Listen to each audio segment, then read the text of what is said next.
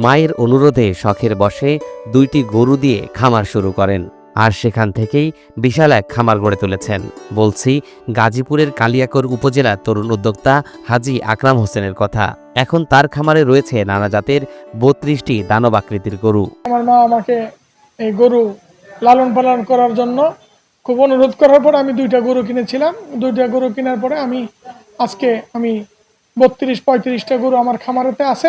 Activated carbon ডিওডোরাইজার যুক্ত কঙ্কা ফ্রিজের এক খাবারের গন্ধ অন্য খাবারে যেতে পারে না।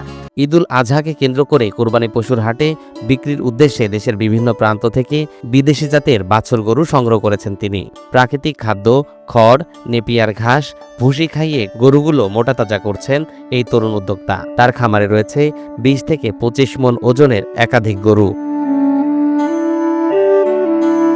প্রতিদিন 3 বেলা খড়, কাঁচা ঘাস খাইয়ে যত্ন সহকারে গরুগুলো লালন পালন করা হচ্ছে। গোখাদ্যের দাম বেশি হওয়ায় লাভের পরিমাণ অনেকটাই কম হচ্ছে।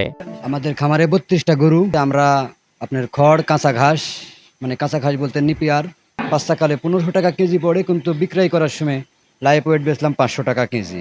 গোখাদ্যের দাম নাগালের মধ্যে থাকলে খামারিরা লাভবান হতে পারত।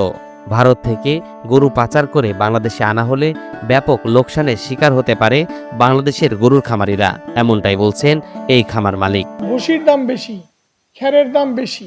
যে ভুসি ছিল 1300 টাকা, সেই ভুসির দাম 2200 টাকা করে। খাদ্যের দাম লাগালের মাধ্যমে থাকতো, তাহলে খামারিরা লাভবান হতো। গাজীপুরের কালিয়াকৈর উপজেলায় কোরবানিযোগ্য পশুর সংখ্যা 19,000। গবাদি পশু খামারিদের প্রাকৃতিক উপায়ে গরু মোটাতাজা করার প্রশিক্ষণ দেওয়ার পাশাপাশি সব ধরনের সহযোগিতা করা হচ্ছে, এমনটাই জানালেন এই প্রাণী সম্পদ কর্মকর্তা। ড্রাট ফ্রি ইনসুলেশন যুক্ত কঙ্কা ফ্রিজ ইঁদুর থেকে সুরক্ষিত থাকে সব সময়। আমরা খামারে যাচ্ছি, খামারে গিয়ে এই বিজ্ঞানসম্মত পদ্ধতিতে গরু হৃষ্টপুষ্টকরণের যে লিফলেটগুলো আমরা সেগুলো বিতরণ করতেছি। আপনারা জানেন বর্তমানে তাপপ্রবাহ বেশি, সে বিষয়ে করণীয় বিষয়গুলো আমরা জানাচ্ছি। মৌসুমী কসাই ইমাম সাহেব, তাদেরকে আমরা কিন্তু 2টা ব্যাচে 50 জনকে প্রশিক্ষণও দিয়েছি আমরা। গোখাদ্যের দাম খামারিদের নাগালের মধ্যে রাখার পাশাপাশি ভারতীয় গরু বাংলাদেশের বাজারে অবৈধভাবে প্রবেশ ঠেকানোর আহ্বান গাজীপুরের খামারিদের।